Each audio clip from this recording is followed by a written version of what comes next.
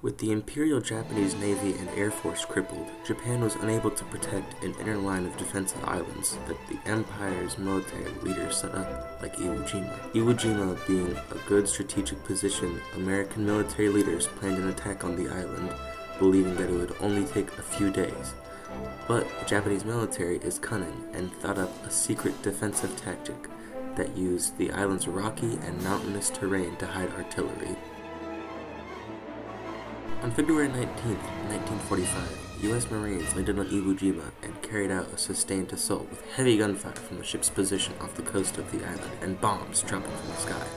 The well-developed plan by Japanese General Tadamichi Kuribayashi surprised the Marines, and unforeseen challenges were immediately introduced.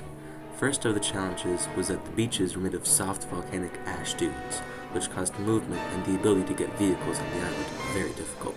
The cunning work of the Japanese general led the Marines to believe that they were breaking down the defenses of the Japanese army on Iwo Jima. But as the Marines continued to struggle, Japanese forces stationed on the mountains opened fire and stalled the advancements of the U.S. Marines. As the battle raged on, American Marines outnumbered the Japanese 3-1 and were able to hold out against the Japanese throughout their relentless attacks.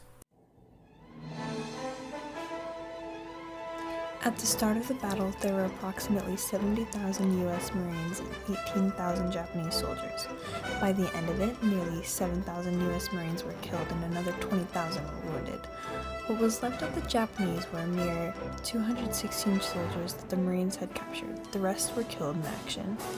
The assault lasted for 15 weeks and ended on the 26th of March, 1945.